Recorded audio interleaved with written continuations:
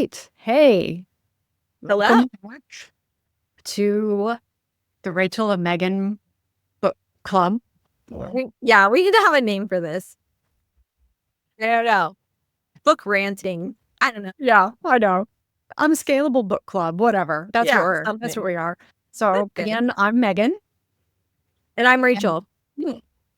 and for those of you who are listening, Rachel is drinking her whipped coffee at the moment. So we are still in Shoshanna Zuboff's book, The Age of Surveillance Capitalism. And yay, thank you, Rachel. Show and tell. And we are talking today about chapters 3 and 4. So I want to just briefly go over what I see as the 5 movements that Zuboff is talking about between these 2 chapters. And then as a reminder, the key themes of the book that Zuboff identifies in chapters 1 and 2 are what she sees as the individual right to privacy or sanctuary, and the right to the future tense, as how she puts it. So our ability to make decisions. So those are the 2 big overarching themes that Zuboff is working with in talking about surveillance capitalism. And then within chapters 3 and 4, what I see is 5 key movements that she's describing. And these chapters are really functioning as starting to zoom in from the big overarching plan of the book. And they're really helping us understand the origins of surveillance capitalism as Zuboff understands it, and really helping us see how everything got started and what decisions were made and what events shaped it and how we came 24 years later, we are where we are. So those 5 key movements are Google's discovery of behavioral surplus, Google's state of exception. Yeah, all of this started with Google. Google's state of exception, their entrenchment in the extraction as a service model, and then really becoming the new robber barons. If you are familiar with American history and the Gilded Age, J.P. Morgan, Vanderbilt, all of these guys were really just operating on the edges of new industries and new technologies. And then lastly, the impact of 9/11 and what that intersection of public and private interests did for surveillance capitalism. So, Rachel, over to you. Yeah, I just wanted to build off of what you just said here, and point out that there's I think 2, 3, 5 chapters in part 1 of this book, and it's called first part is called The Foundations of Surveillance Capitalism. And overall, I think that Zuboff has done a great job of kind of laying the landscape that's necessary, essentially like a sort of a prolegomena to understand what it is she's going to be talking about later on in part 2. So we have one more session where we'll wrap up these foundations. But yeah, we're in the middle of it right now. So if it feels a little bit dense right now, I think this part these 2 chapters felt a little bit more dense to me, perhaps than the first 2 chapters. And following those things. But there's a lot of really good stuff here. And I think what I want to do is just highlight a couple things that I felt like that stuck out to me. One of the things that what I loved was there's 2, maybe we can talk about both of these and work around them, but these 2 figures that they put in chapter 3, the behavioral value reinvestment cycle. And then the last image there was a name for it. It was, sorry, if I can get there. The discovery of behavioral surplus. Yeah.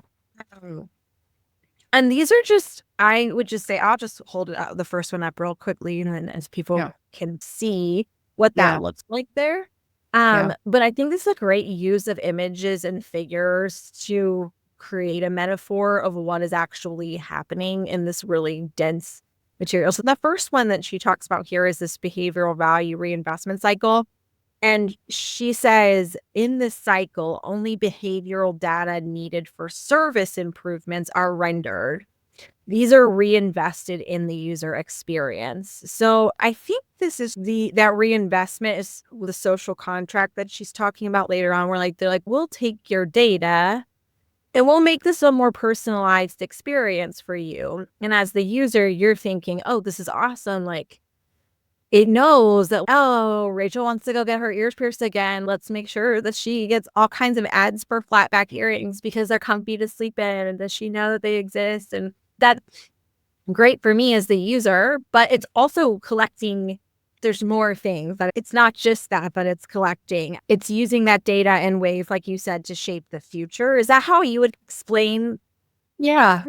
I think one of the things when Zuboff is talking about this kind of data exhaust, at first it was just waste, quote unquote, waste material that wasn't being used to improve the user experience. And so it didn't have any kind of use or necessity to it. Yeah. And what Zuboff talks about is this one particular person at Google who worked with that data exhaust. He saw that detailed stories about each user, thoughts, feelings, interests, could be constructed from the wake of unstructured signals that trailed every online action. So that's what Zuboff is saying is behavioral surplus. And that's what she's saying, the data exhaust. So it was reimagined and all of this. And so that is, I think, what has been most interesting to me. Okay, while you were talking, Rachel, I remembered that Cory Doctorow, his essay on the enshittification of everything. Oh, yeah. And this is directly the result of this data exhaust, mining this data exhaust. Because it's no longer being used to improve user experience, it really, for us, it genuinely is exhaust, it is waste, but because it's being used for other ends, the experience of being on a website or something on a platform and it being objectively a terrible experience isn't a problem because we're still generating data. Yeah. And I think this goes back to this idea that she's explaining this data exhaust. She says, for now, let's say that users are not products, but rather we are the sources of raw material supply. And so we are essentially, by existing in these platforms and these spaces, but I would argue so strong now, you don't even really have to exist in those spaces. Your smart TV, unless you are truly off the grid, which none of us, if you're watching this podcast, you are not, right? Yeah. We're recording this on some tech and I did not read the terms of service beforehand, right? I don't know what it's doing. Right. We are entering into this contract where we're like, oh, this is so great for us. But I don't think we've actually really taken the time to explore as a collective society, well, what does it mean that we are the raw data for these companies? And you can see that too, I think, when you go on and watch, and we talked about this last time.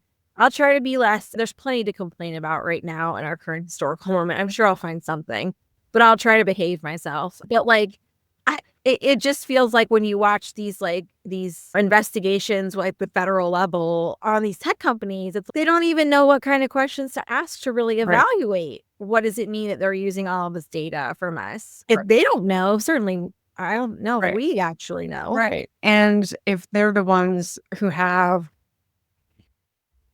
the capacity to do something about it and they don't know what to do about it, what's left for us to do in terms of, and when I say capacity, literally they have the mass and the ability to create some sort of parameter that would make a difference. Yeah, exactly. I think that's why when this whole TikTok ban thing happened, I think it would happen right when we did our first podcast. If it hadn't happened, it was about to happen or something. Yeah, it was right around there. Yeah. And after TikTok went dark for a day, and there was this whole push of people going to Red Note or Little Red Book or something. It's like a Chinese mix between TikTok and Pinterest. But definitely there's not like with TikTok, it's like, the servers are here in Texas and it's not really a Chinese app and they can't even use it in China, and the guy CEO is Singaporean, and this was like a legit Chinese. Yeah. And I saw a guy on TikTok afterwards doing sort of a post-mortem on this once it was live again. And he was saying the reason that people in Congress seemed shocked that people, it was like the #1 app for a day downloading this Okay. red button. And it seemed like people were shocked that young people were just like willy-nilly give their data to China. This wasn't like maybe our data is going to China. This was like, oh no, our data is definitely going to China. Like, and we're going to willingly give it. And somebody said, we're so used to everyone taking our data all the time. We've never lived, I don't think, me as a child, but in my adult life, I've never lived in a world post 9/11, and we can get to 9/11 in a second. There's a lot we could say about 9/11, but like post 9/11, I was in high school when 9/11 happened, and I never lived a life where like privacy was a top value because we were all like, we've got to make sure there's no more terrorists in the country, so we're listening to all your phone calls. So like at a government level, and then like these big tech companies coming, and I was one of the first Facebook. I graduated in high school the year Facebook like was broader than Harvard, and like I just always been a part of my life. So if you're trying to threaten me and be like, your data, you've never done anything to protect my data up to this point. You're certainly not doing anything now to protect my data. That's what's so ironic about the whole thing is we have a tech bro accessing our data. And you're like, well, I'm concerned that China has your data. I'm concerned that the tech bro billionaire has like my data too, but nobody seems to bat an eye about that. I think that's what really it's like the last modicum of agency I think that the regular person has is to be like, oh, fine, you want my data? I'm going to give it to this dude over here. What are you going to do about that? You know? Right. Yeah. Never mind that everyone's probably already buying and trading data. Anyway, yeah, I think that's one of the things that she talks about. She talks about it later in, where is it? Oh, she calls that decision rights. And she talks about how decision rights confer the power to choose whether or not to keep something secret or to share it. One can choose the degree of privacy or transparency for each situation, but surveillance capitalism lays claim to these decision rights. And I think that's what you're describing is everyone was like, this last little bit of decision rights, let's be fully honest, brutally honest about what's happening here. Yes. Yeah. I think that's exactly it. Like, let's just be honest. It's people get really tired of I think the performance that, come on, guys, we know that you have our data. We know you're using it. It would be nice to know to the extent of what that means. And they talk about this later on, this whole chapter. Yeah, in this chapter, the discovery of behavioral surplus. And that's really what the broad contours. What happened when Google figured out they could use this data exhaust a way to make money? Yeah. And that's something that really stood out to me because if you remember, the founders of Google were adamant that they were not going to do advertising when they started. And then when 2000 and 2002, when the dot-com bubble burst, when all of these tech companies were basically like, how are we going to make money to keep the lights on, basically? And that is what Zuboff calls Google's state of exception. We need to completely suspend all the parameters that we previously operated by, and we need to do whatever we can to survive, basically. And so she says that was how does she put it? Their response to the fear that stalked the community effectively declared a state of exception in which it was judged necessary to suspend the values and principles that had guided Google's founding and early practices. So that meant they would no longer mine the data to improve user experience, but to use it to build a composite of their users that could be bought and sold and traded in a different market than the one we're playing on.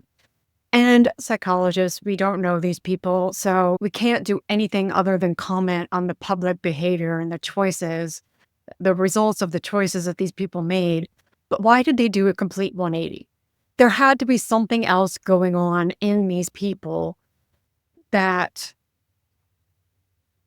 allowed them to respond to the fear with going, all right, we're going to throw out everything that we previously said we believed, and we're going to do something completely different. And we're going to do this. We're going to do this. And you and I have both worked in an organization that made decisions out of fear and pride. Mm-hmm. And we make terrible decisions when we're desperate. And I'm just really curious.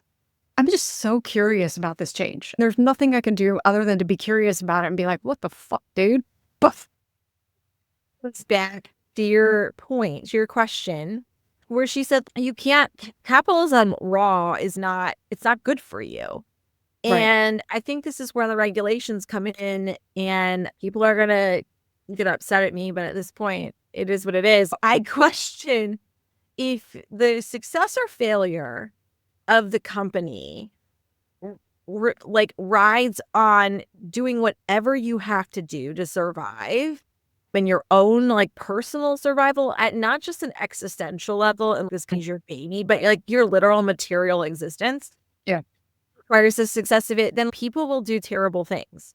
And nobody's about that. And the reason I know this is because my husband was a pastor for 13 years. Churches do this too. Yeah. Right? What's the right way to build community? What's the right way? What is the God honoring way? Obviously, in the text of that we believe as Christians is that you're called to die. You're called to die to the material things that you want, and you're transcending those things. To live is Christ, to die is gain. We know this is true. It's not like the early church. They added to their number, sure. It says that in the book of Acts multiple times, but that doesn't mean and they lived cushy lives and they lived out their days. And actually the Christian formation, sure, most of us are not formed at this level. We should be so for real with ourselves. We are not formed at the level where we are willing to say, this is the right way to live. And if I perish, most people are not willing to take a company and they will justify all kinds of things for the sake of the perpetuation of the industry, the organization. Yeah. So I think that's why they did it. Do they believe in ads? No, but when it says, there was that line that when you improve click-through at 0.1% or something absurdly low like that, it's a billions of dollar difference. Yeah. Yeah. You know? And, oh, by the way, preview of our fun book discussion later. I finished Blood Over Brighthaven. Can't wait to talk about that. Okay, good. What you were just describing, I think that we see in that fictional, this really heightened, compressed image of what you were just talking about, of making a decision at any cost to perpetuate the system that keeps you in comfort, or perpetuate the system that gives you what you want. And you're right. You have a choice between letting your baby die, in this case, Google, and what they were doing with that, or you have a choice to find a way to keep it going, and not just keep it going, but actually make a gajillion bucks while you're at it at some point. Maybe they didn't know they were going to make this much money, but yeah, I think you're right in that. But it's just, we make terrible decisions when we're desperate, and we make decisions, and when we are not formed with any kind of a moral framework or any kind of ultimate purpose, I guess is the word. What else are you doing then? What else are you doing? I don't really know. I can't speak for people that don't have an existential purpose to their lives and are only living for money. I wish we could live in a society where it didn't feel like if someone had a knife to your throat and it was work or die. I just think I can only imagine, and maybe that's why so often we feel tired, because It's like when everything's deregulated and there's no protections for people when they go to work, when they're doing these things, when the kinds of protections are demonized, I think there's definitely a world where, using public funding for your own betterment or being part of a union. There are spaces like in the North, I would say people tend to be much more sympathetic to like labor unions and things like this and the collective bargaining power that gives you. But I feel like in the South, like when I lived there, generally speaking, I don't know if you feel like this, but there was like a general like unions, gross. Like and You grew up in Richmond. I grew up in Northern Virginia, so which really is like worlds apart. yeah, I know it's still Virginia, but they're not wildly the different. same. We Yeah. know they're not. All know Yeah. this. Yeah. But I did grow up with kind of thinking this perspective that unions were not good.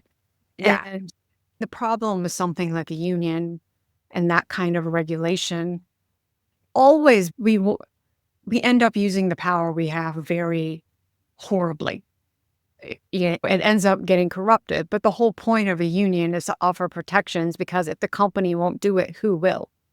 I just can't imagine a world. One of the things Megan and we've been talking about is how unprecedented is of surveillance capitalism. Like, is it really unprecedented, or is it just this different name for the same thing that we've always seen?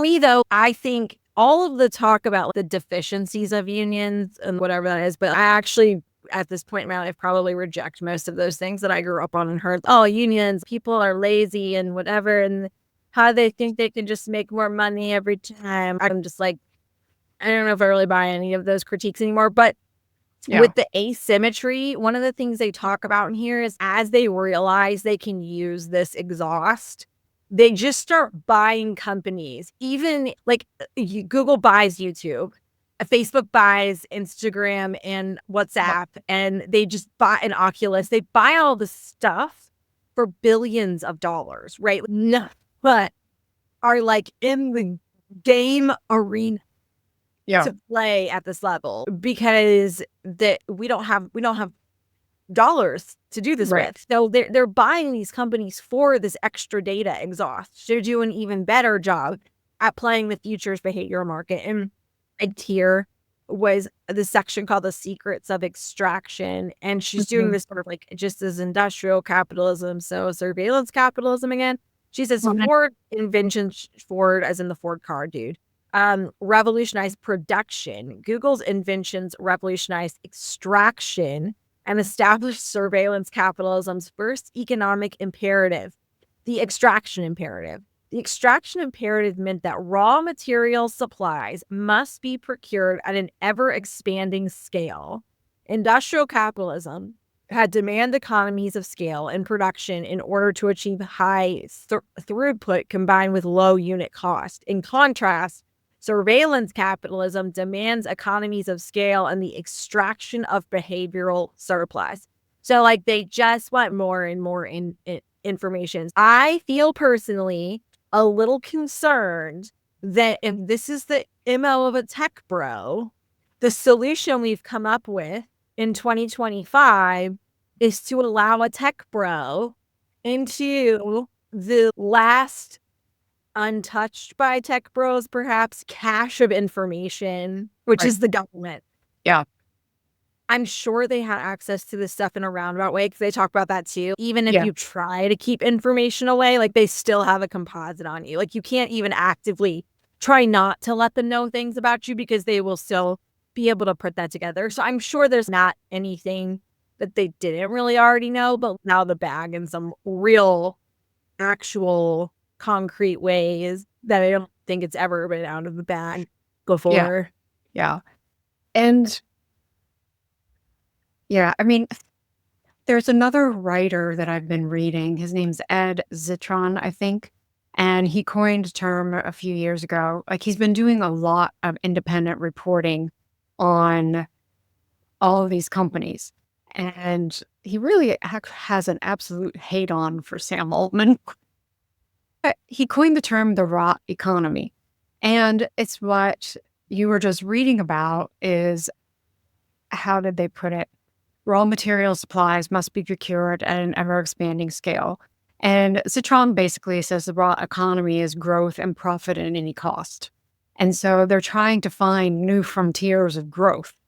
They keep saying it's AI, but now with DeepSeek, And there's like who lawsuits knows? with DeepSeek. Yeah. Now that DeepSeek basically has said, oh, yeah, you don't need that much money or that much equipment to do what we're doing. So all these, they don't have. So now that veil of mystique and the promise of future rewards or the promise of future growth has been taken away. Like nobody is going to get the return on investment that they've gotten on AI, that they promised on AI. So now where is the frontier? Where is the new frontier? I guess my question, and what do you think about this, is like, are people like, if we are just mined to the point where we can't be creative anymore, is there any, I would imagine that the life of the mind, the life of the creative, an infinite number of things that could be like created and mined. But by essentially dehumanizing people and making people the data mine and sucking us dry in the process of the social contract has basically been whittled away to nothing. Is there a new frontier? Isn't the obvious frontier from just simply not even from a theological standpoint of what's the right thing or the godly thing to do or the ethical thing, but just from a sheer pragmatic standpoint, wouldn't it be give people space to exist and breathe and renew the social contract in such a way where people can be creative again so that their creative production can thus be mined again by AI? But at some point, aren't we just like all exhausted to the point where there's nothing to mine anymore? Yeah. Am I naive? Not a farmer. I do not understand how agriculture works. But while you were talking, what came to mind was when you get like farming at scale, when it's not a small farm, like a family farm or a local farm where they know their property, they know their land, and they plant and farm and harvest and care for it in such a way that respects the land that they're on. But so we've got the big farming where, oh, this plot was good for peanuts 50 years ago. We're going to keep planting peanuts on it forever and ever and harvesting peanuts. Guess what? It's not good for peanuts anymore because everything the peanuts need to grow has been extracted from the soil. But no, damn it, it's peanut property. Farmers who know their land and who respect what's going on with the land recognize that you rotate. Maybe there's something else that could be planted there that can grow there for a while. The soil renews and we can plant peanuts elsewhere. Well, we don't plant peanuts for a while. And that's the thing I think that has been forgotten or ignored in extraction is limits. There are limits to the human being. There are limits to what we can and should do.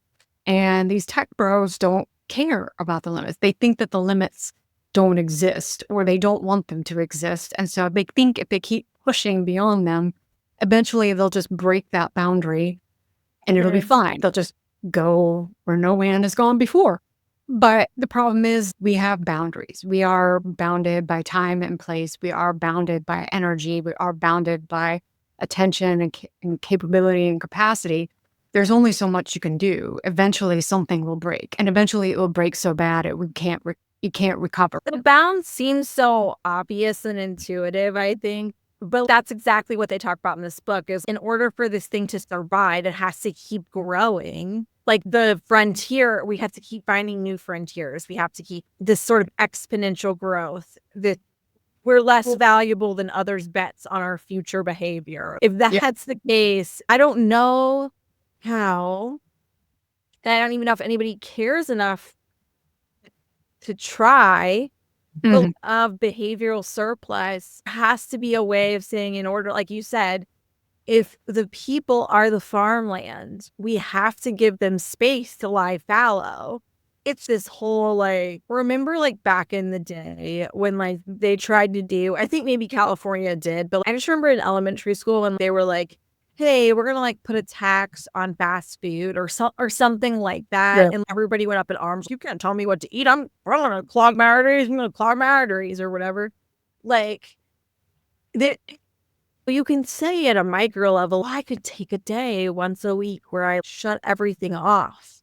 I think we've talked about this before. So such an empty solution, or at least a solution that's not really getting at the root of what is going on here. But at what point we regulate and say, no, tech bros, you need to chill out and stop taking so much information from us and actually create space where people can exist in their own agency, because it's actually fodder for this machine that is making you so much money. That is the social contract, essentially. But we can't. Who has time? Even if you put all the onus on me and say, take a day off. Okay, that assumes that I work a job where I have time to take a day off. I have a support system around me where my kids can be safe so I can power down and see that I have time to actually patron I go to local stores and shop, because I'm not beholden to Amazon because I don't have enough time to go buy things or whatever. All of that stuff is only possible if you're a privileged person in this country, because we don't have worker rights. And if you need those things like paternity leave or maternity leave or FMLA or whatever, everybody looks at you like you're stupid. You clearly are not working hard enough. Yeah, you're not working hard enough, or you're so stupid. Obviously, I've said this a lot about being a mom, the double-edged sword of why were you so dumb for having kids if you couldn't take care of them?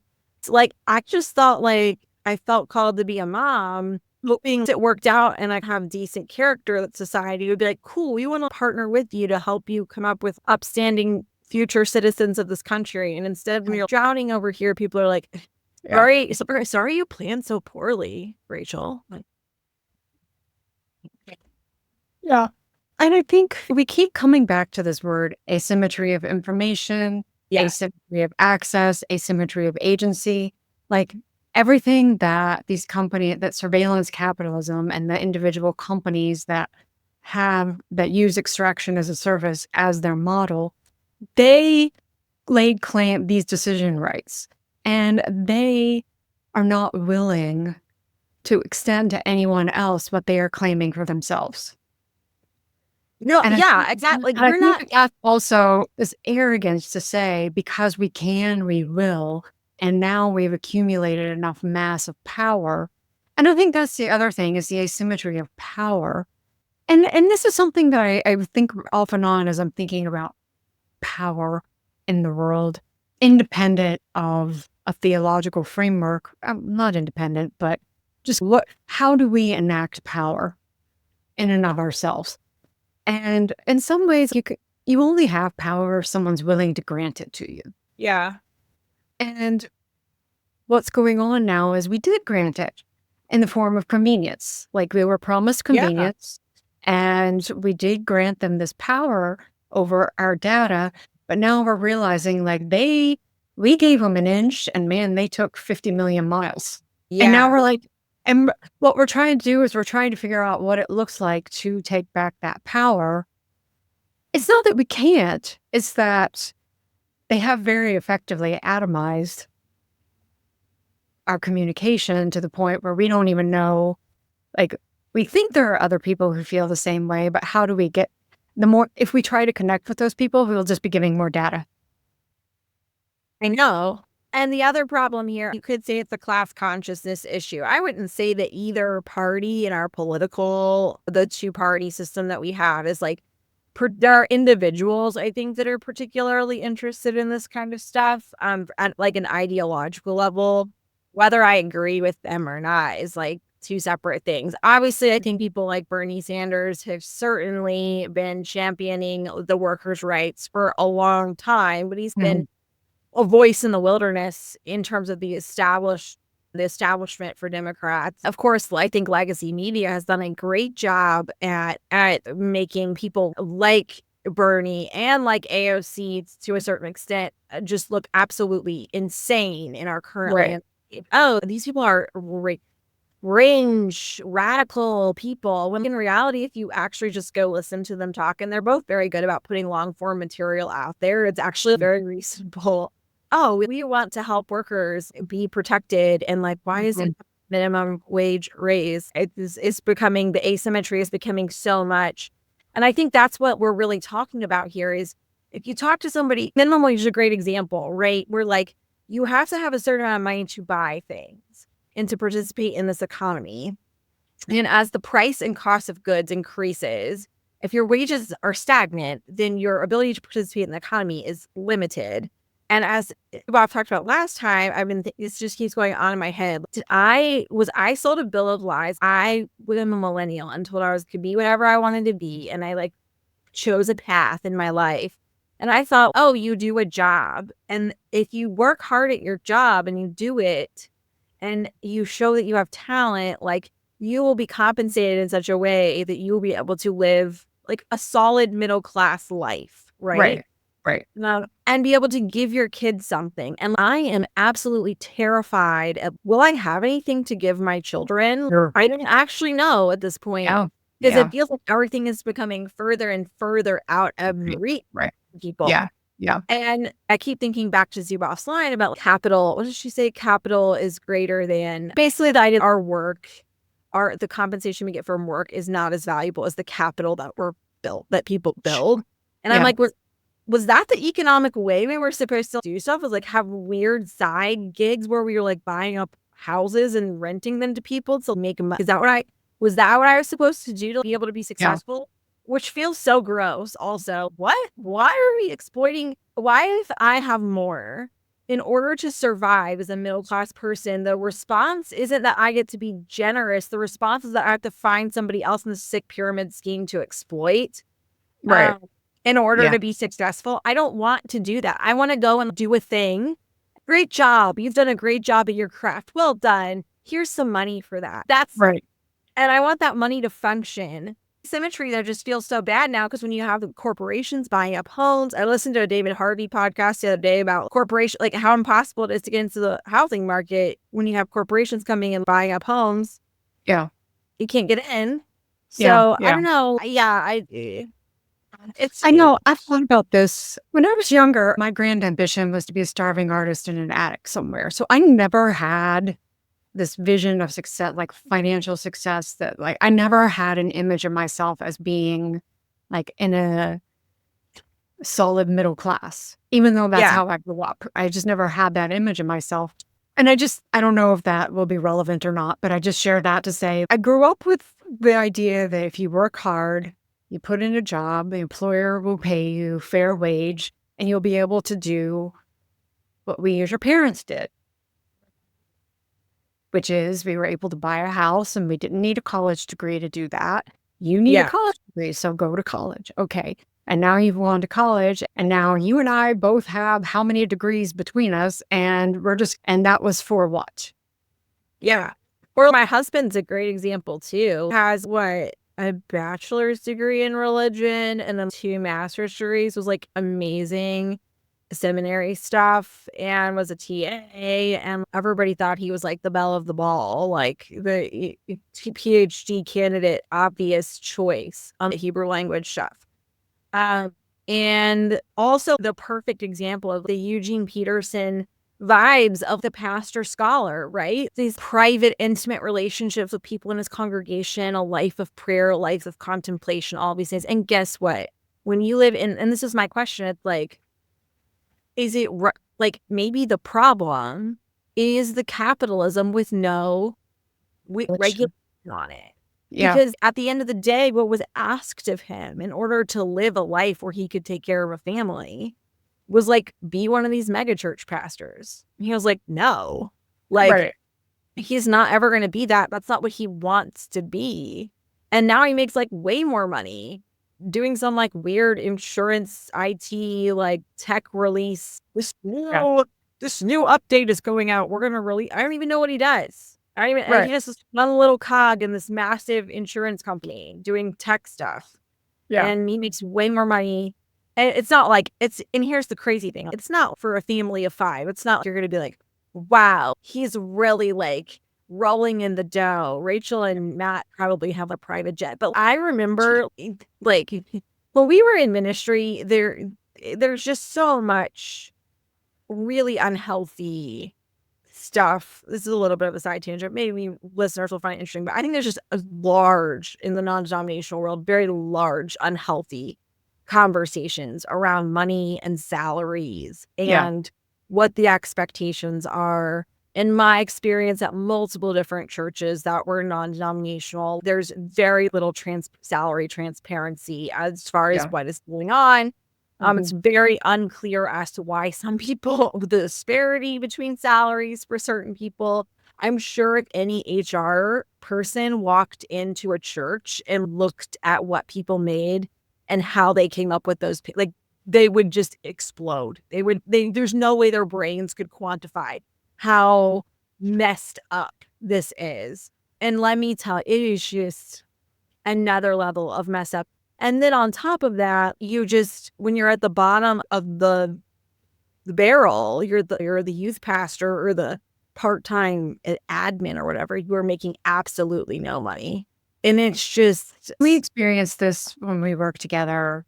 oh yeah, we did. We had to fight tooth and nail for any penny that we could get, either for ourselves or for our team Workflow members. direct report, yeah. Yeah.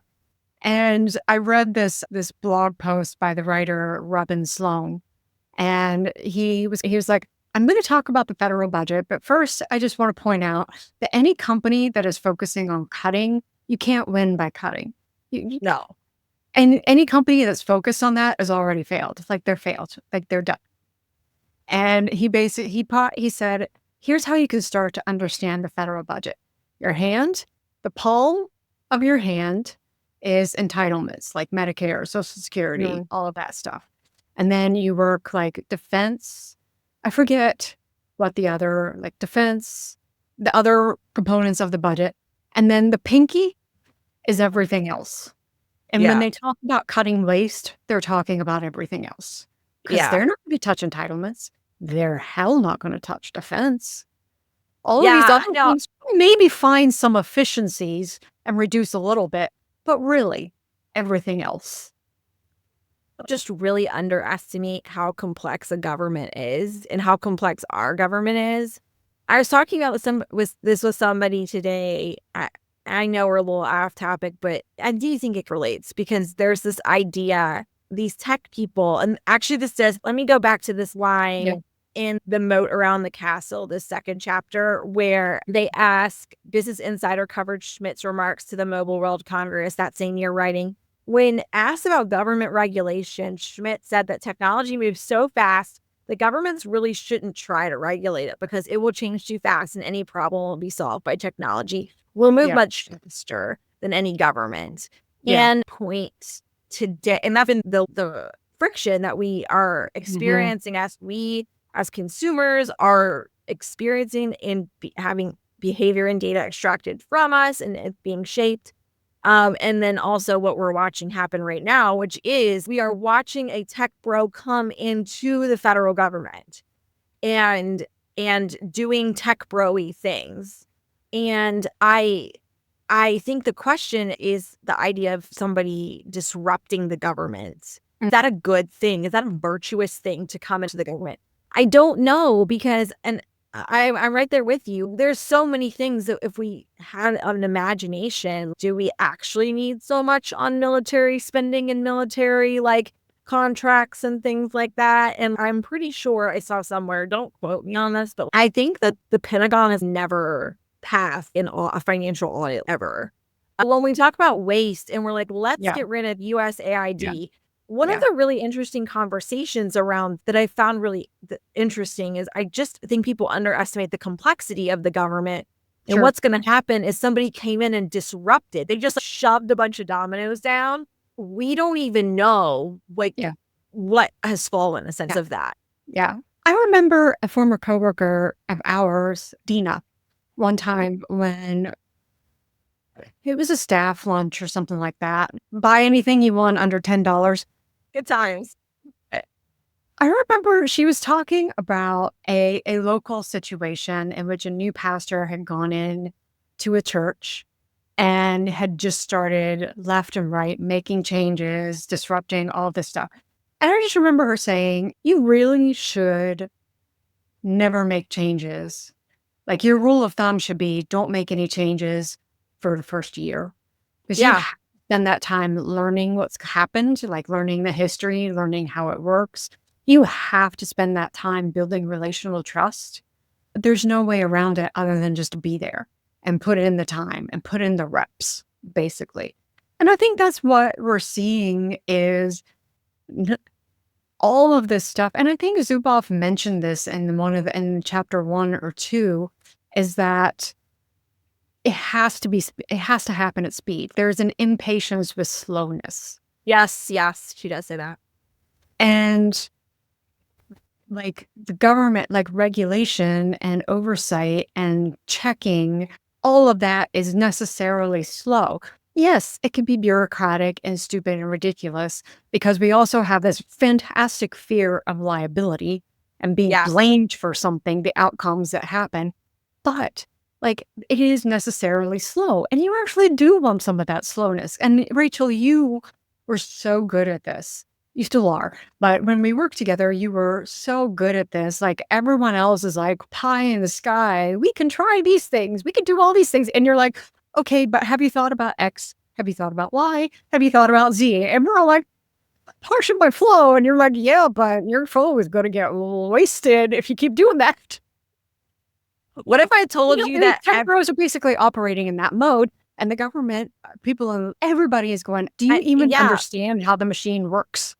People are trying to use the traditional bureaucratic checks and balances. Like, hey, we're going to try to bring this up in a congressional meeting and like call on the floor that we'd like to have an investigation on what Elon Musk is doing, or we would like to, put a bill in or a resolution that says blah, blah, blah, blah, blah. And the problem is that we are in a situation where the social contract, honestly, and I don't feel bad saying this, the social contract was blown in 2020 when Donald Trump said this was a rigged election. And that to me was the breaking point where there is no going back. When half of the country says, no matter what you say, no matter what you should, no matter how many times the system checks this and a lawsuit goes and they look at the data and they say, no, there was no election fraud here. Does it matter how many Fox News paying out $787 million because they have committed libel, right? None of that against Dominion, right? The voter fraud stuff. No.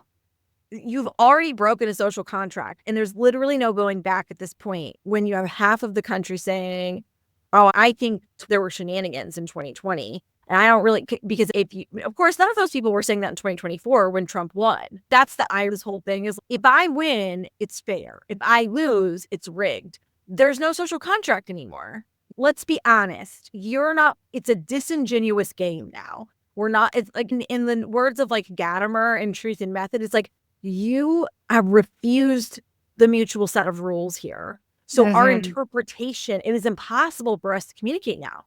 Because interpreting is completely different. Right. And when we look at stuff, them trying to stop, because you'll see a lot of people like, why aren't they stopping what's going on? Because everybody who is reasonable is trying to use reasonable tactics with people that have basically said, we are not going to play by any set of rules. And that's celebrated as, oh, he's a disruptor. He's pushing the bounds. Guys, okay, we're all going to learn really quick if the government breaks. And what's really sad about this is a lot of people will suffer, I think, if the government breaks.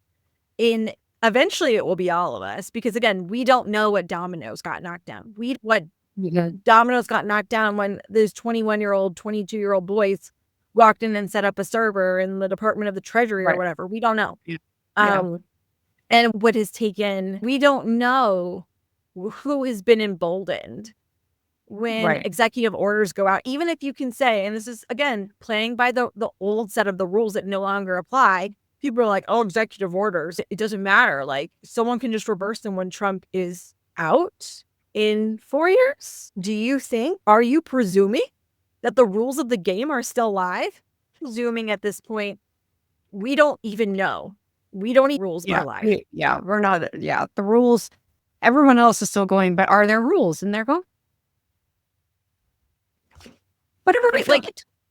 When he did the whole like birthright citizenship executive order, and then the whole like respond with resign if you want to quit, which is like such a tech bro thing. If you've ever read Tony Hsieh, Delivering Happiness, which is all about the tech startup Zappos with the shoes. And, this is a very like, oh yeah, like when we got there, we offered everybody a buyout of like X thousands of dollars. This is so hip. This is so cool. And I'm like, it's one thing when you're a tech startup that sells shoes to be like, if you're not like totally bought into this like awesome, cool tech startup that's going to be a hard grind, but so awesome, then just get out now. Here's some money. Versus saying to like the EPA, the CDC, like, hey, if you're not in, you should go.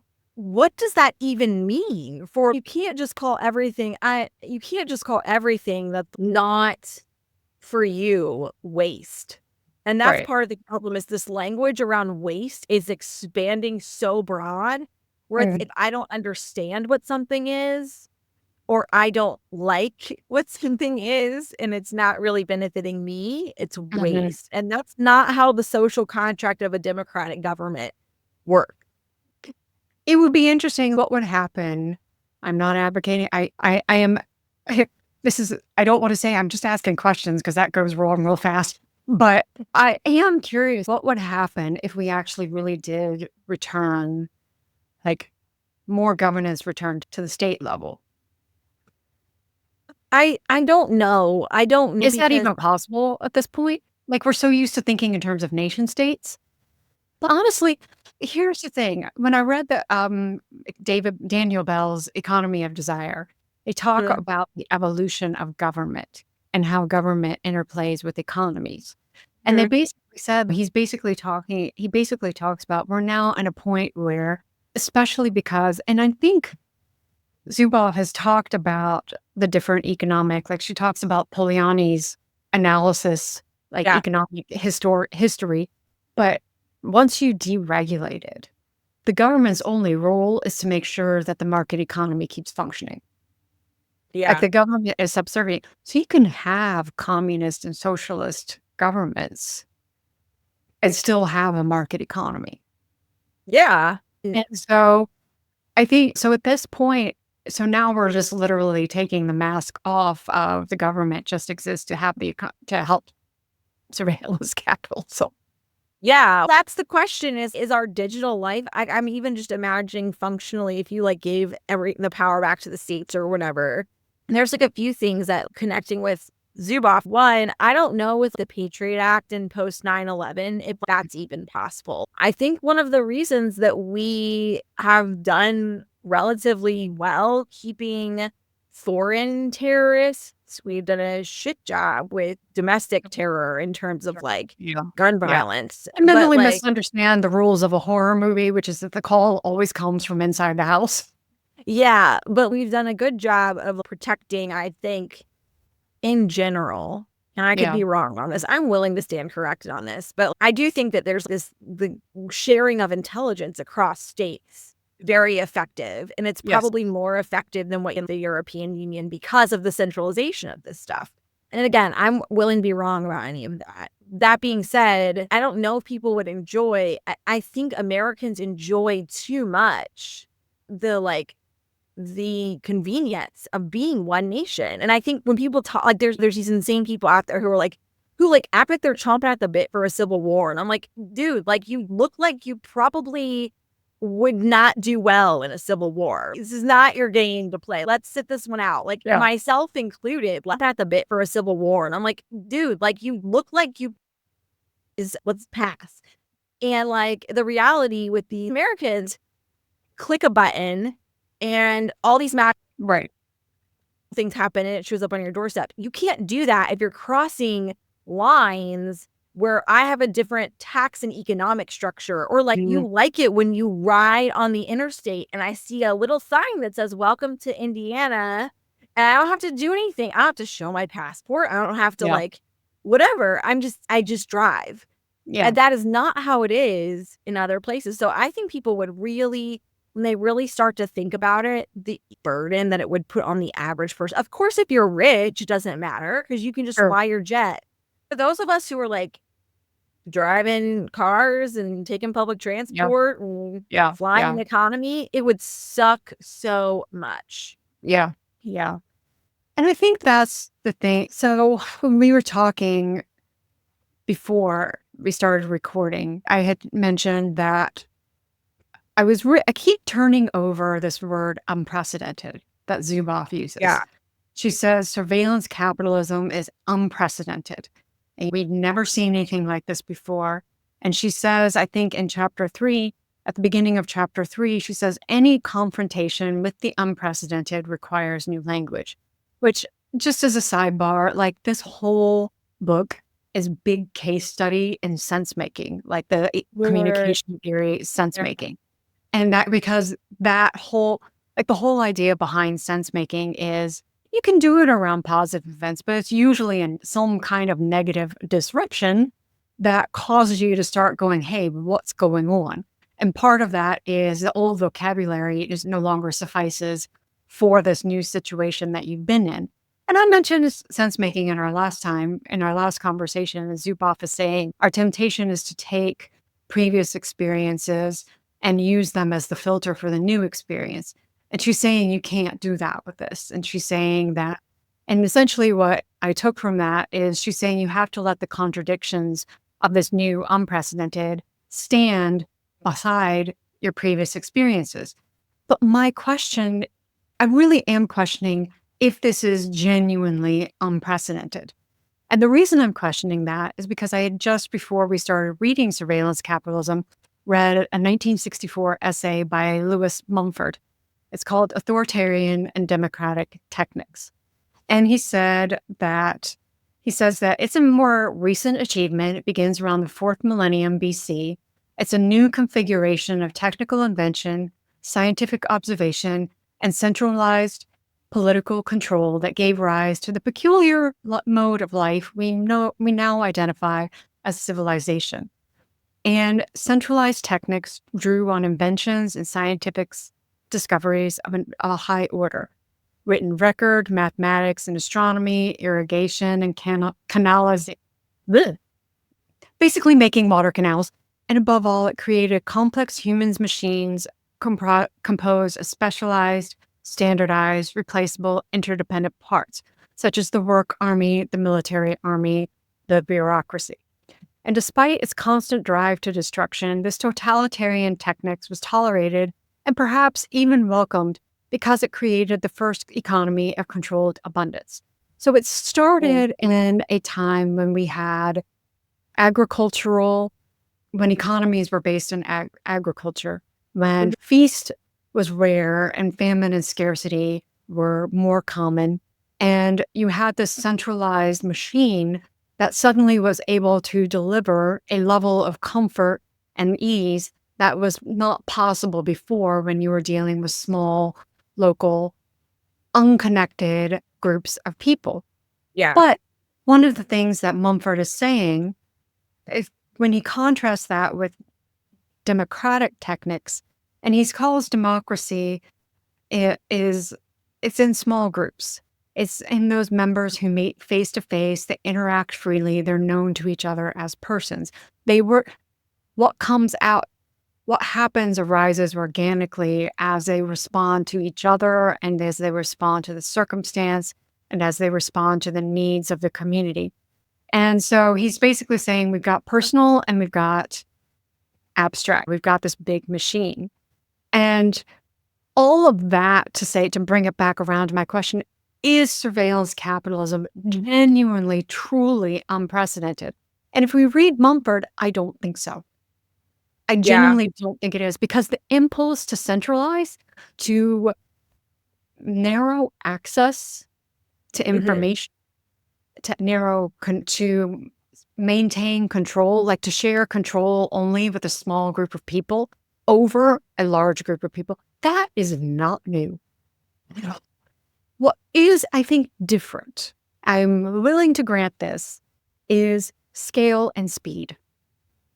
The technology is just a magnitude of order different. It's just a magnitude of order bigger. It's not that different. Governments and nation states and tribes have been figuring out how to maintain control over other tribes for centuries. Yeah.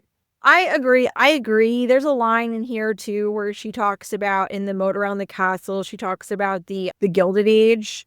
She does make a comparison and say the Gilded Age millionaires like today's surveillance capitalism stood on the frontier of vast discontinuity in the means of production with nothing but blank territory in which to invent a new industrial capitalism free from constraints on the use of labor, the nature of working conditions, the extent of environmental destruction, the sourcing of raw materials, or even the quality of their own products.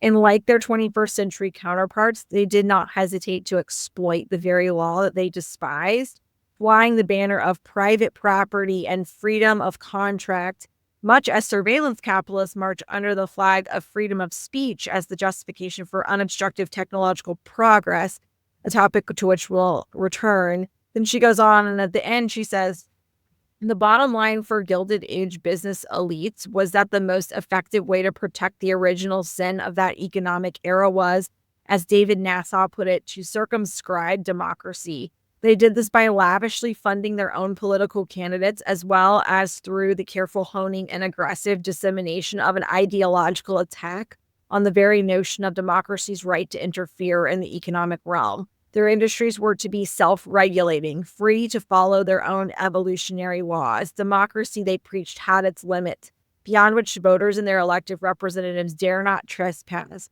lest economic calamity befall the nation. And if that doesn't sound like today, I don't know what does. Like we're witnessing this in real time. It's truly scary, I think, to watch this happen and wonder is this actually not unprecedented? And if it's not unprecedented, the other point I would make is then we know how the story goes, right? Nations exploit, people die, people suffer. Right? You're thinking about things like radium girls where are getting tumors, their teeth are falling out their jaws because they're doing this thing. And there's a million people that are like, hey, this is the problem. This is the problem. There's no centralized place where they can take these concerns and notice the patterns and then do anything about it because there's no regulation. And working class people die. This is why working class people die, right? Because the system is not protecting them. And the people that are running the system are interested in exploiting every loophole possible within the system that's supposed to protect the people. And eventually what happens is it ends in either isolationism, it can end in totalitarianism, and it can end in war. And we know that it was the Gilded Age ends in the Great Depression and ends in World War I and II. And don't want to be a fearmonger. I don't think history repeats itself. I do think it rhymes. And I would say you're right. The unprecedented piece is the speed, and I think the knowledge asymmetry. Are the two things that we just don't. Yeah. We've never that seen is what's before. different, and we don't know how to deal. I think what we're struggling, maybe not necessarily the vocabulary, but what we're struggling with is how. The question that everyone's asking, and I think this is what it is, we're framing it wrong. We're framing it wrong, which means we're not getting to the answers and the solutions that we need. We're saying, how do we catch up? Mm-hmm. That is entirely the wrong question. We're never going to catch up. Yeah. What we should be saying, what we should be doing is reframing is like, where do we put the friction? Yeah. And the problem is, like, the tech bros don't want friction. That's the whole point. And the friction in this case is what would make it hurt. Right. And the friction, and you get it to the point where it hurts somebody enough that they're going to slow down. And that's where the opportunity comes up. I don't know what that looks like. Let me be clear. I'm not saying I don't know what that looks like. I'm saying that's the question we need to ask. Yeah, that's like the illusion of the quote free market economy and like unregulated capitalism is that, oh, you too might be a tech bro one day.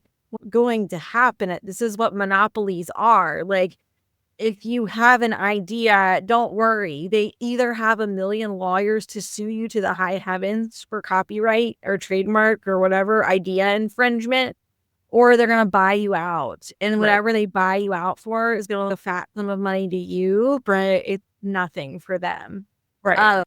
Yeah. And so I don't know the answer of obviously the words that get thrown around, mobilize, grassroots or stuff, but I Mhm. do think that maybe finding ways to I really wish churches, I think, could do a lot of good here. And I Yeah. really is stop trying to program everything like you're a tech bro and Mm. optimizing stuff and looking at return on investment just for a second. If everything is always at your attention to optimize and personalize, and it would just be really nice to have spaces where people could exist Yeah. Yeah. just to exist. That might And I sound a think little bit, I don't know. churches do really have an opportunity here. I was talking with someone a few weeks ago, and she had been asking me about my experience working in religious education and being in the non-denominational evangelical sphere. And she was asking me, what do you think is next for churches? Kind of like that basic kind of Dude, question. literally somebody asked me that same question, so I want to hear what you said. Oh, Literally last yeah.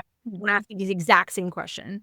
So I said, I think what's next is the death of the megachurch model and the recovery of the importance and necessity for spiritual and personal formation, and the recovery of discipleship as the purpose of the church, and not programming and not growth. And it wasn't a context where we could really dig into that, but that was basically what I said. And I think that's where churches really do have an opportunity. Just like you were talking about at the beginning of our conversation when you referenced the book of Acts. Or no, it was before we started recording. Or was it? Were we recording? Anyway, Yeah.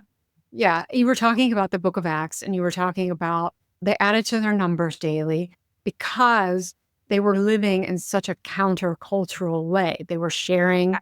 None of them had personal property. All of the property went into helping the entire church. I forget all of the text Things that they there. were doing. But yeah, they studied the word together. They shared everything they had. No one was in need. Yeah, Yeah, that yeah.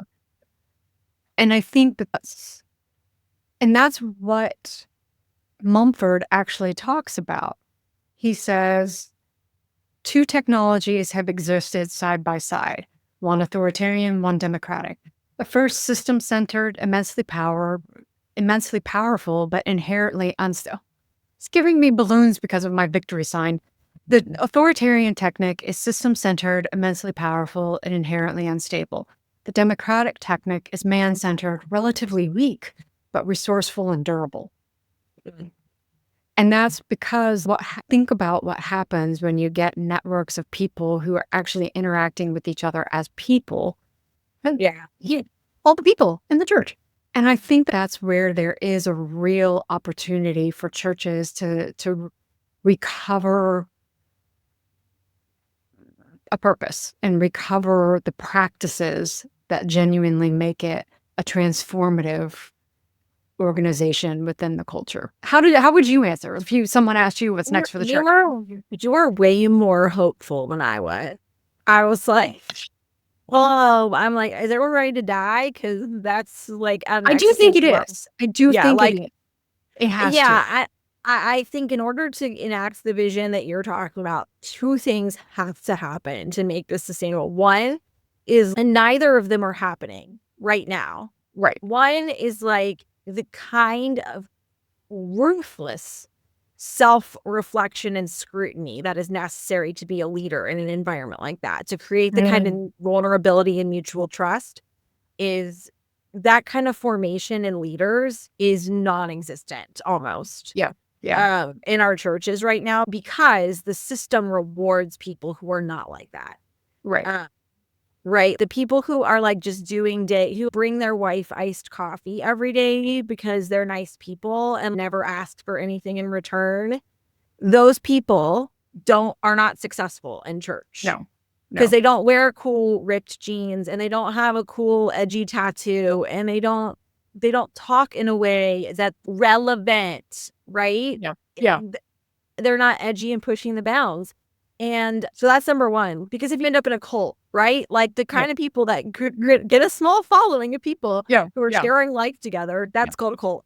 And then the other piece of this is reimagining economic realities. And we just are not doing that. what would it actually, because what it's going to require is it's going to require people that are bivocational.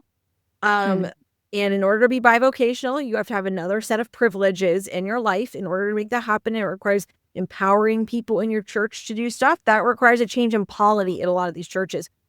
Staff-driven churches are not empowering polity to make decisions, right? Yeah. Staff-driven churches use their people as the minions to execute the will of the staff. That is how they function. Right.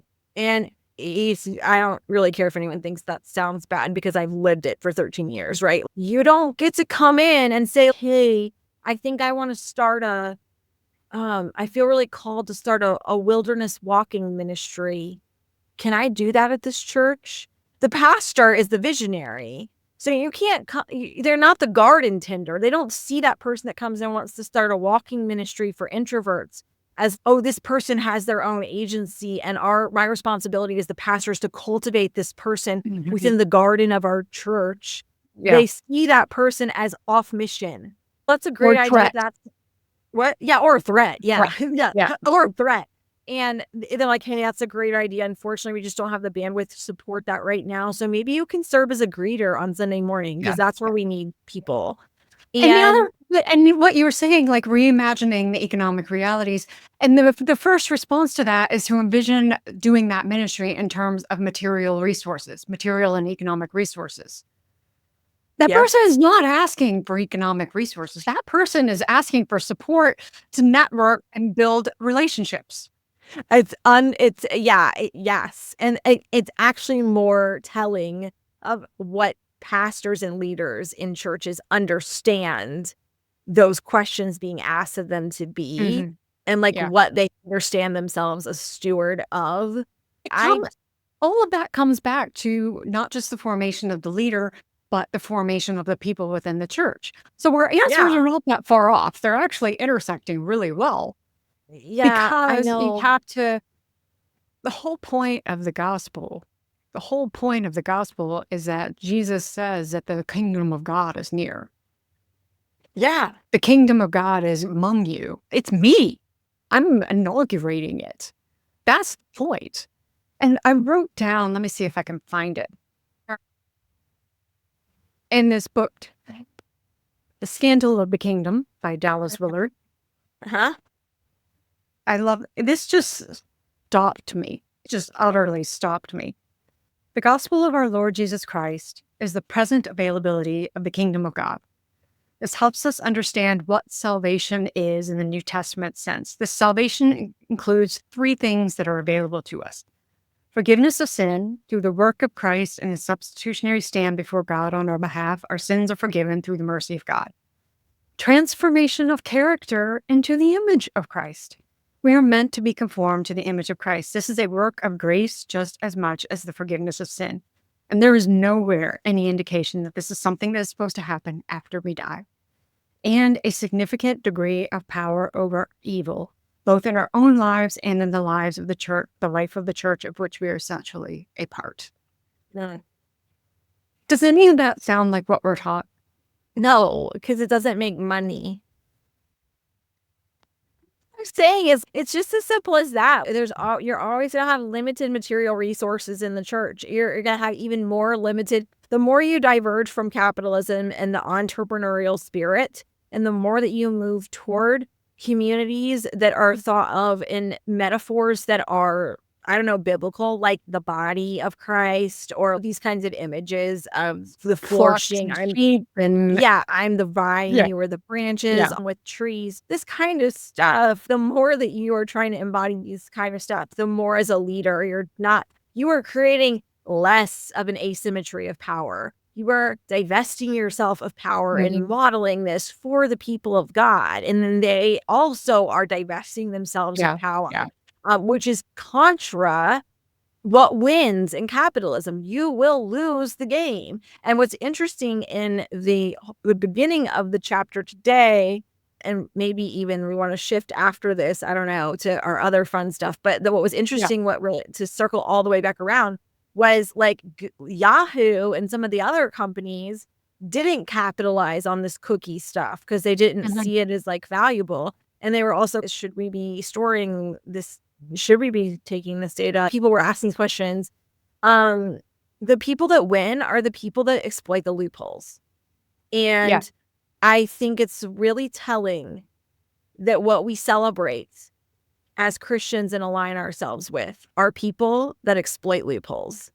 And I personally don't want to be part of a community that celebrates that kind of behavior. I want to be part of communities that say, hey, in a world where everyone else is exploiting loopholes, I'm going to die to myself. In a world where everybody is stepping on everyone around them to gain power, I'm going to divest myself of power and figure out how I can steward this to help the people around me, not the people around me to get more air to survive. And if I perish, and at the end of the day, like, God is the one who he exacts justice, not me. And if he says, hey, this is the system that you play and you're called to die, then we're called to die. That's the Christian call.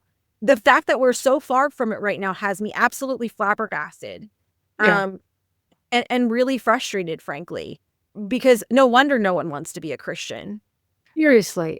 I remember saying to you one time when we worked together, I came in and you were like, have you heard about so-and-so? And it was some Christian leader, some all from grace, some, what was the phrase that was always used? Some moral failure. Moral failure. Yes.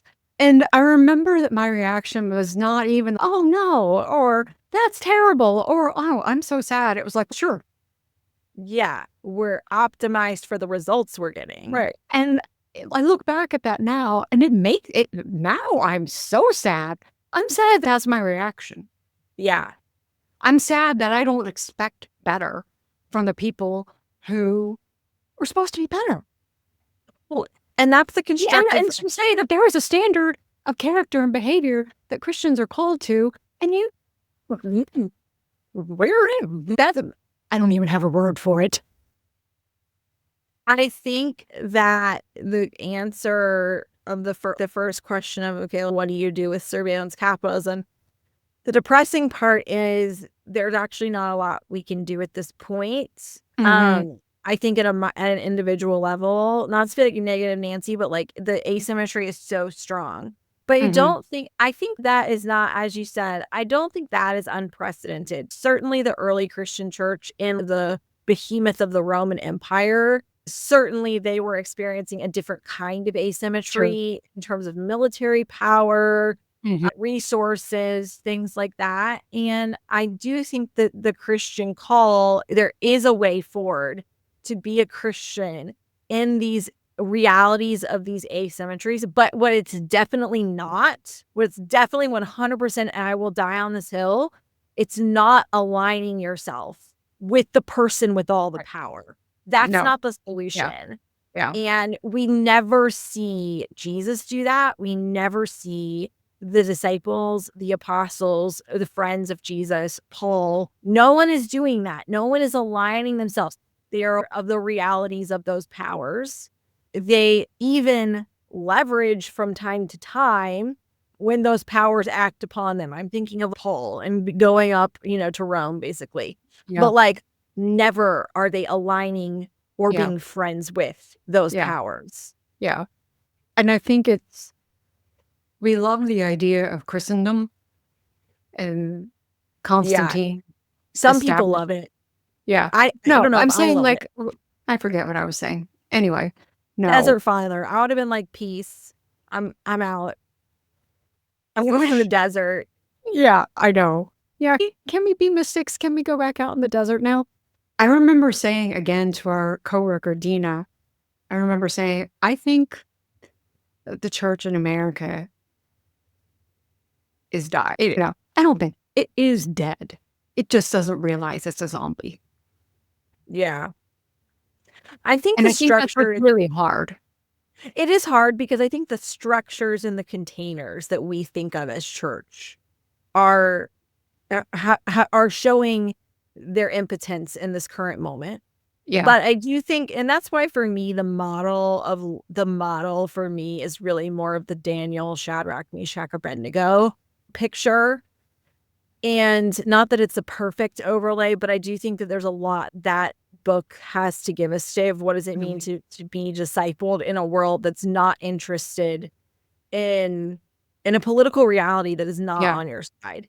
And again, they found themselves in the space. They weren't necessarily like bringing about physical revolution, but certainly they were not pretending that Babylon was their friend. Yeah. And that, I think, is the biggest mistake that we have made. Yeah. As the Christendom of the West is this Christian nationalism, this idea that politics is our friend. It's not. It's never. We were always, in my opinion, called to be a check on. We talk about checks and balances. I think as our spiritual call is to be a check on these systems, and the hubris of assuming, no, a better way of doing this would be to align myself with and influence these structures of power, I think is a fool's errand, frankly. And it's not something I want to be associated with. Agreed. Same. Cosign. And I think we could have a whole nother conversation, but I do want to bring back a point that I had mentioned before we started recording.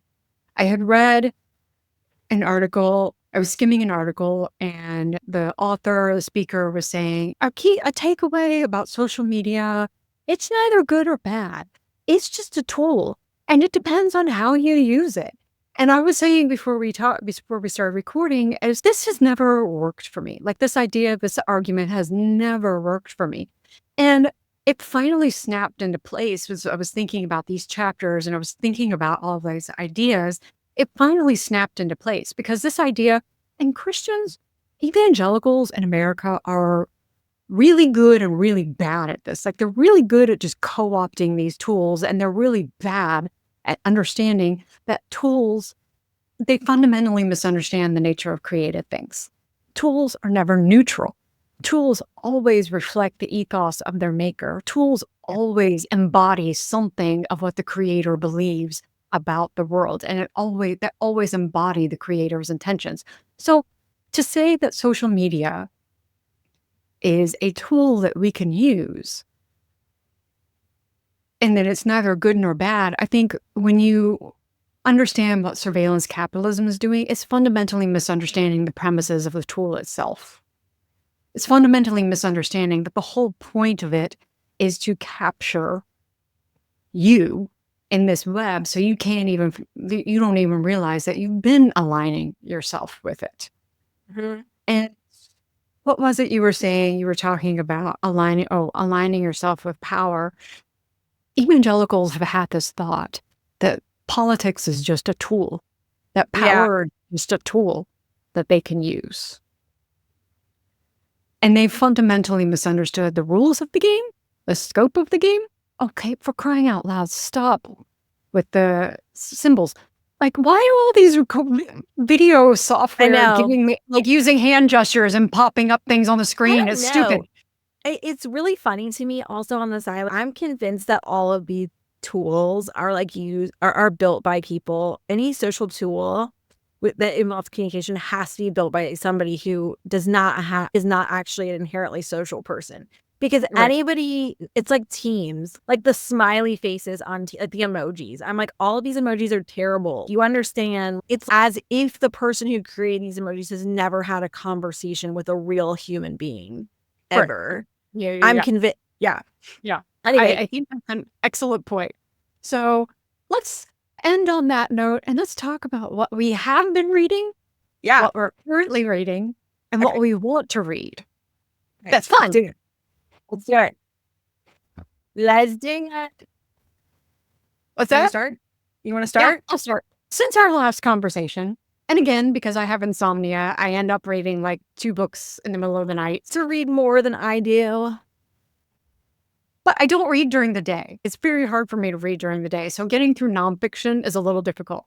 But yeah, so since we last read, I read Renee DiResta's Invisible Rulers. So I really think part 1 was very much worth reading. She talks about the influencer, algorithm, audience triangle. She talks about incentives. She talks about how all of these things are just so snarled together. Part 2 was case studies applying this, and I felt like hit or miss on that. It's still worth reading. I also read Peter Swanson's A Talent for Murder, and now I'm on a Peter Swanson kick. So well, are you? I've been reading several of his books. So yeah, definitely do recommend. I also read, one of my friends recommended this, and I read What My Bones Know by Stephanie Yeah. Fu.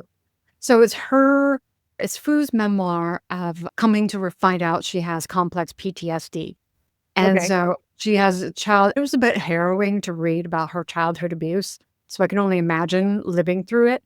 But I found that exploration of complex PTSD really in her treatment, it was a long, slow journey of trying to figure out what kinds of therapy and how could she move from coping to flourishing.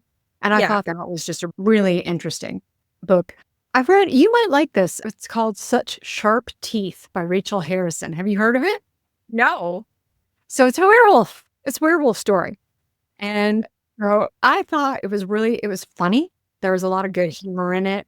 There was some good reflection because the two main female characters are twins. And so you have one twin who's being turned into a werewolf, and you have one twin who's pregnant. And so they're talking about all these changes that are happening to their body that they can't That's control and interesting. they don't know what to do with. So I thought that was an interesting kind of exploration of but also like the twin that's turning into a werewolf, like she's always been like the ball buster, the aggressive, the partier, living life out front. She's never wanted to be a wife or a mom. So also like you've got this personality, like these choices that are being made, but then also like she's turning into a werewolf, but now she's just having this moment of what am I doing with myself? So that was interesting. And then I read a lot. Let's see. Do I want to go? Yeah, I'm almost done. So then I read this little cozy mystery called The Night the Lights Went Out, and that's by Karen White. So it's more of this woman's getting stalked and she's dealing with all this stuff, and she moves into this little side house of this old lady whose family used to own like all of this town in Georgia. And the lady's really crotchety. So it's a really sweet story of intergenerational friendship. And it's also Oh, like a mystery of this woman's getting stalked and why. I figured it out pretty early, but it was still cozy. It was cute. art is Yeah. And then I read two books by Melissa Albert. And she wrote this duology called The Hazelwood, which that's one of the books I read. And then she wrote this new one called The Bad Ones. And it was really interesting. And it was solid, it was creepy, it was twisty, but it was also really thoughtful about like childhood, teenage friendships, like what happens when you have had this one friend from childhood and you're now both teens and like you start to move apart. And it's like, how do you deal with the fact that like this one person who was your whole world is now no longer like you're not on the same path, you're not on the same trajectory. So it was creepy, it was twisty, it was good. I like that one a lot. And then have you ever read any of T. Kingfisher? no, but I want to. You should. Definitely. Her books are always straight up fantastic horror. She's got one book. I have not read it yet, but it's basically a take on The Fall of the House of Oh, Usher. fun. Okay, yeah, that sounds Yeah. definitely like right down my alley of like Yeah. what I. Yeah. So this one that I just read was called A House with Good Bones. And it's like horrifying. Like the characters are really funny. So it's humorous. And that's such a hard combination to do well. And she does it really well. But it's also like find like the horror in everyday life. Yeah. So she 10/10 recommend. Love that. And then so the last two ones are the ones that you had recommended to me. And Okay. Two Twisted Crowns. Well, I can finish now. Editing Megan here. Just wanted to let you know that Rachel and I do indeed talk about Two Twisted Crowns and Blood Over Brighthaven, but we do it in a separate episode. So if you want to check out our discussion on those two books, click the card or click in the description below and you can listen to that and maybe get some mild spoilers too. Otherwise, just keep listening for the rest of our book discussion. So what have you been reading? What have you read since we last talked? Oh my gosh. Okay, so I actually I had my first 5-star read of 2025, so I'll get to that. I was really sick, so I did not read as much as I wanted to. So I'm like about 10% through Onyx Storm right now. I'll let you know how it goes. Honestly, I'm not been as impressed as I hoped I would be. It could be a me thing. I do feel like the dialogue really sucks in this one. But Oh, yeah. So yeah. I'm not really into the plot just yet. Also, like, maybe I needed to do a better recap before I got into it. I don't know, but I'm about 10% in. Okay. So I'm currently reading Onyx Storm. Obviously, we're in age of surveillance capitalism. I kind of soft DNF'd when the moon hatched because it was just getting really annoying for me. Okay. I may pick it back up. And then I'm also, okay, so when I finished though, so I obviously finished Heartless Hunter in January, and I thought it was fun. It wasn't like life-changing, but I gave it 4 stars. I would Yeah. read the second one. So after we talked, I forget where I got maybe 50% of the way through. And then I was just like skipped ahead to the last 3 chapters. Yeah. And I was like, I didn't miss anything. It's fine. It's not like it. It Yeah. reminds me a lot of Powerless, and that's very like heavy on the banter. If you're into that kind of thing, it's a Yeah, romp. yeah. I'll probably pick up the second one. I think it Sure. comes if it Yeah. didn't come out this week, it comes out next week. Yeah. I read Orbital, which was the Booker Prize winner. Very Yes. short. It's a very beautiful book. It's very much like a very high kind of lit fic, very Okay. low plot.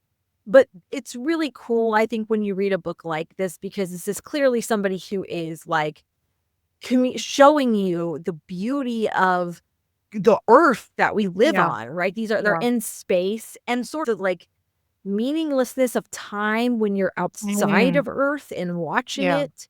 And these different astronauts on the International Space Station kind of situation Okay. where they're like Yeah. different ethnicities and from different countries, and make some of them are atheists, some of them believe in God, some of them, have experienced personal loss in their life.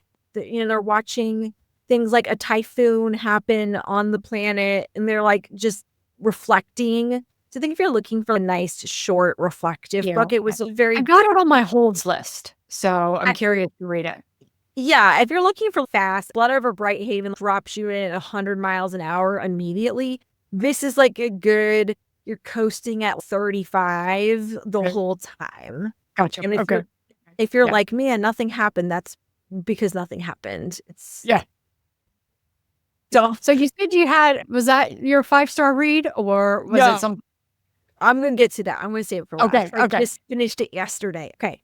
I did read A Talent for Murder as well. I did not realize it was part of a series, but I thought it was great as standalone. Yeah, I did too. I picked up on something like the way he wrote. I would be curious to read the previous ones, but I'm also like, it was very satisfying in and of itself. I liked that the main character was a little bit of a neurodivergent.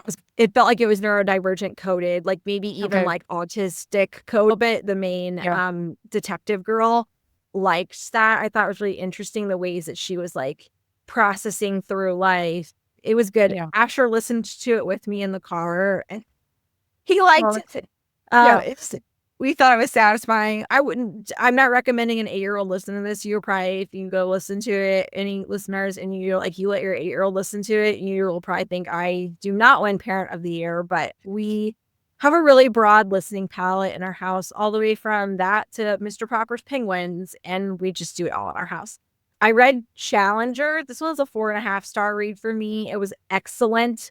Okay. Really excellently executed nonfiction. It's long, but it's very, very interesting about the Challenger explosion. A lot of the sort of subtext that's bubbling underneath the surface is just the ways that the pressures from politics and the media pressure places to cut corners to keep things moving. Sure. And I think some of the more fascinating things that could have stopped the explosion, but bureaucracy basically tamped down those individuals who were like trying to sound the alarm. And yet no rules were technically broken. Sure. It's a really good picture on how bureaucracy messes with this. Yeah. This was my least favorite book of the year, and I don't know what my problem is, why I do this to myself. I want to find a book that's like this that I like, and I can't find one. I'm not giving up my search yet. I read Good Material by Dolly Alderton, and I just get tired of book. I don't like a book where a character doesn't grow. Sure. At the end. Yeah.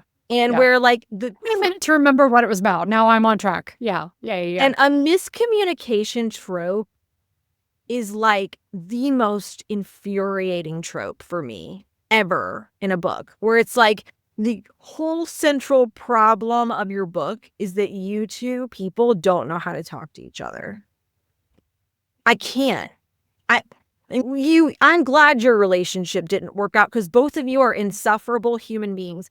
And a lot of people were like, this is a spoiler. I'm just not going to recommend this book. The majority of it is from the male perspective. And he's like so insufferable. He's going through a breakup and complaining about literally everything, doing zero introspection on like why no one wants to be around him because he's absolutely terrible. In the final chapters from the girl's perspective, which of course, shocker, makes a lot of stuff make sense. But like a lot of people were like, once I got to that last chapter, I was like, once I got to that last chapter, I hated both of them. I hated both of them. Oh, 2.5 stars. Okay. Oh. Good. Okay. Great book. Sea of Unspoken Things. I'm a huge Adrienne Young fan. If you've not read Unmaking of June Farrow or Spells for Forgetting, I like both of her books. They're really atmospheric. Okay. The plots are a little bit slow, but they're always a little bit like a cozy mystery kind of thing. Yeah. That one just released. Loved it. Then I got into my Brandon Sanderson audiobook came through and I had to listen to that. So I did Well of Ascension, which is the second in the first Mistborn trilogy. Okay. And typical Brando Sando is you get a lot of world building in 80% of the book. And then the plot is like the last 15%.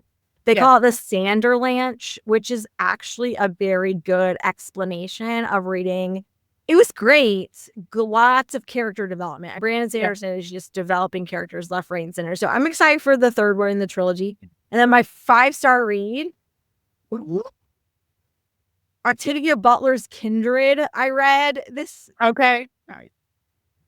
Oh my gosh. Like, talk about a tight. Let's just talk about the fact that if you are not reading, and I know you are because you're reading M.K. Jem, you've read M.K. Jemisin, but if you're reading Black women who write science fiction, you are missing out. There are so many amazing Black female authors who are writing science fiction that I have just been my brain has, and Octavia Butler, I never read any of her stuff, and someone had recommended that you start with Kindred, and I bought Parable of the Sower. But somebody that I'm following on the Substack world was like, you should really start with Kindred. You're dropped into this world building in a way that's just the perfect amount of what's going on, but there's not too much of it. You're just accepting what is happening. The premise, and I would just recommend getting the book and just reading the first chapter because the opening lines of that book are like, man, she can draw you in. The premise is she's getting sucked back in time by one of her ancestors. Read it all, but I read other Octavia Butler years ago in college. So but I don't think it was Kindred. So I do want to read it now. It was great. It was great. It's a very short read too. Like it's not gonna take you long. And it's very confined. I'm gonna read some more Octavia Butler next month. But going on to what I want to read, obviously the next on the docket, I've got to finish Onyx Storm. Piranesi's next on the list. So next time we talk, we can, Nessie. Oh, yes. That is on my list. I've started it. So I have read Piranesi. It took me a while. It took me 2 or 3 tries to get into it. And for some reason, like I kept borrowing it from the digital library. And then I was like, I'm just going to buy the dang book in paper. And for some reason, whatever, I just was in the right frame of mind that last time that I tried to read it. And I blew through it. And I can't wait to talk about that with you. We might have to set aside like a little bit of time and just like we did with Blood Over Brighthaven and just talk about that. It's so good. So yes, I would love that. Piranesi is on mine. So that is in my list. I have a couple. I'm still working through the Throne of Glass series. So Empire of Storms is next. There's a lot of controversy. I don't remember if I said this last time. There's a lot of controversy as to whether you should tandem read Empire of Storms and Tower of Dawn. A lot of people, because they say that Empire of Storms leads on a cliffhanger.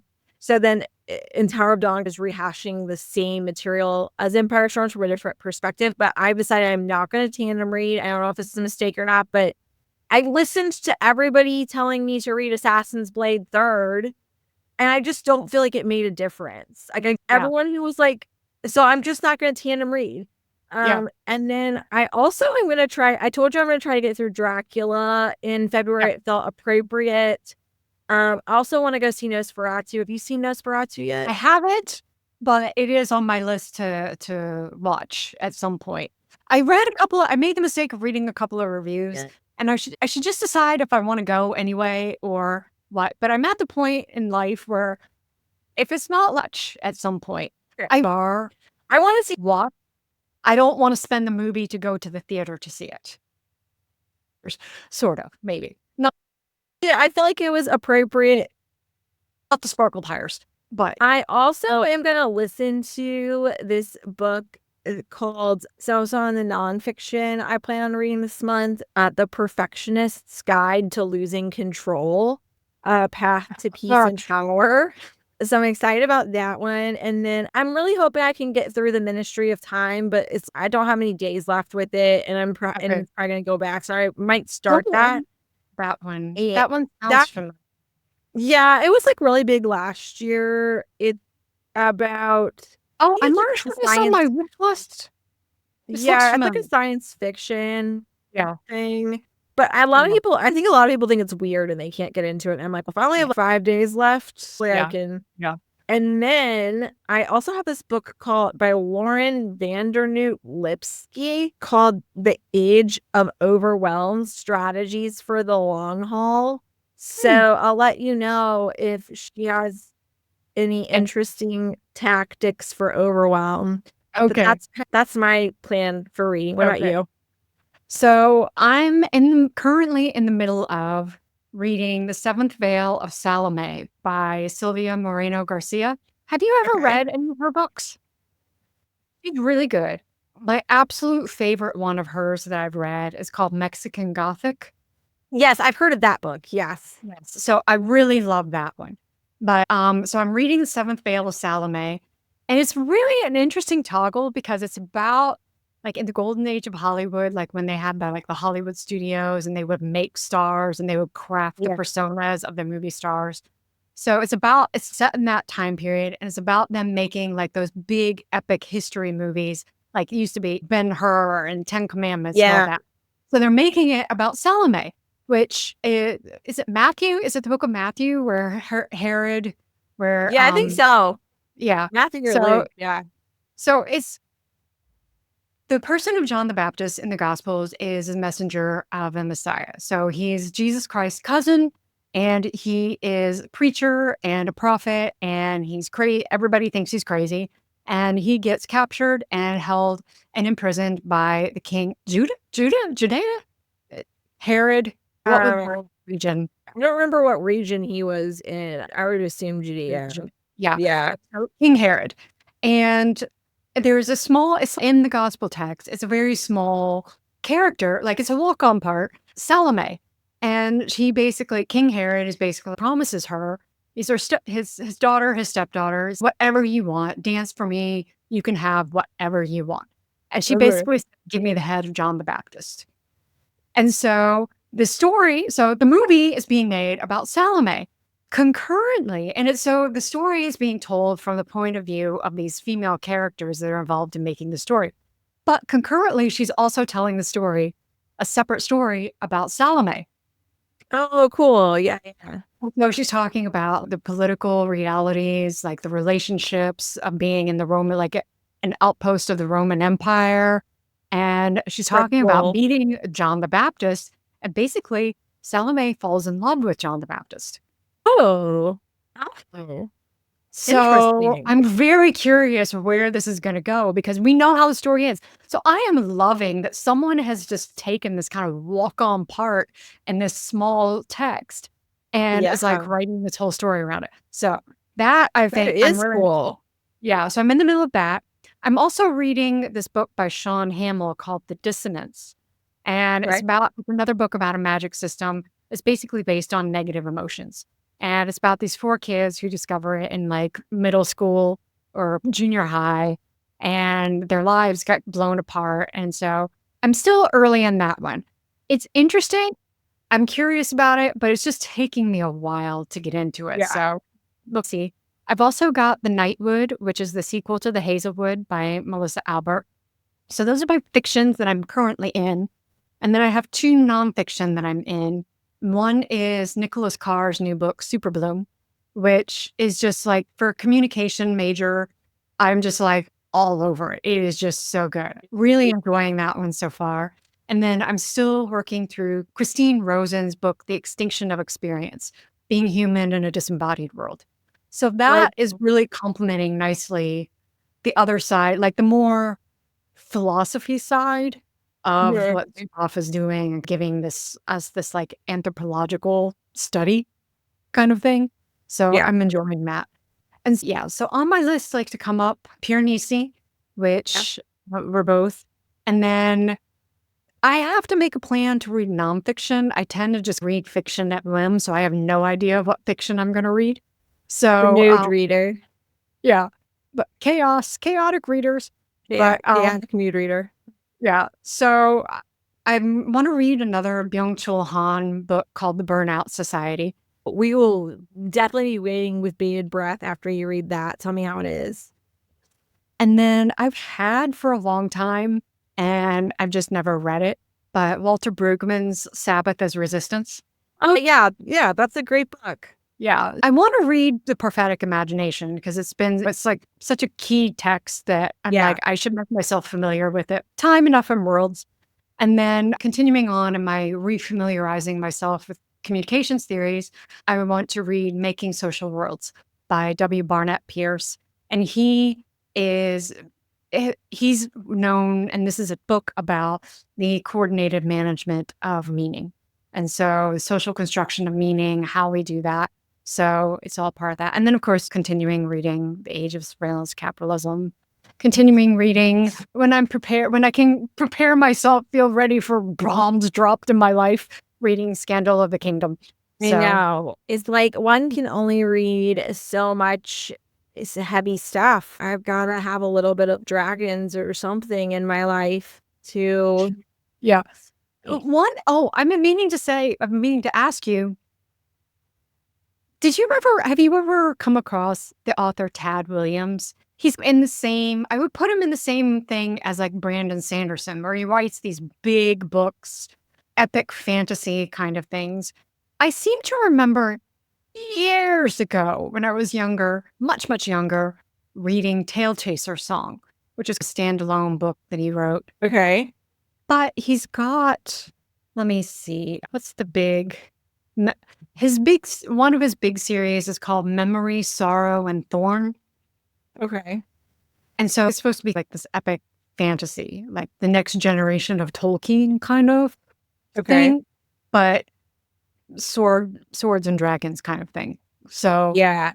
Matt's reading John Gwynn right now. I bought it for him for Christmas. He did Shadow of the Gods or something like that. It's like a trilogy, but like it's like Norse setting, but like dragons and crazy stuff. Yeah. I thought I'd come across that. So Tad Williams, like can't get any of his books through the library, so it's just a matter of me deciding I'm going to buy them. So that's why I haven't started reading them yet. And it's also the thing is, some people have said, oh, it's really hard to get into. Some people are like fans, and I'm just like, I don't know. I don't know.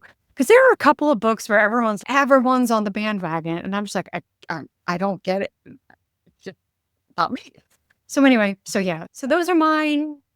TBD. I had way more books to talk about than I thought I would, like to be read. And I've even read in the week since the last time we talked, I've also read some more books, whatever. Well, I have plenty to talk about next time. I know there's so many books I want to read and there's just so little time, but I'm hoping the rest of February shapes out to be a good reading month for me and a good listening month because there's some good stuff on the docket. There is. So stay tuned. And now my TBR is even longer because you like talk about books and I'm like adding them to my list. Yeah, so I would definitely say Such Sharp Teeth by Rachel Harrison anything by T. Kingfisher is going to be phenomenal. And then I know based on Blood Over Brighthaven, I am curious enough to read Wong's other book, The Sword of Kagan. Yeah. It's on Kindle. I haven't started it yet. Okay. I bought it because it was like $2 on sale. And I was like, oh, Yeah. I want this. Yeah. I'm definitely curious to read that. So those are my recommendations for what I've read. I don't know if I've got a 5-star yet this year. Yeah. But those were good, solid. I'm not mad that I read these. Yeah. I would say from mine, Octavia Butler is 100% the yes. And so far, it's hard for me to stay with Mistborn because I feel like you have to finish a trilogy to really know. Yeah. But I will say it's great it's great world building. The magic system's super cool. Yeah. And the ways that you learn about the magic system and also the lore of the land, like how they understand their history. It's a little bit like Blood Over Brighthaven, and as time goes on, you start to understand maybe the way that they received this history wasn't 100% accurate. Yeah. Great. Good. Cool. All right, y'all. Until next month, we'll see ya. Bye. Bye.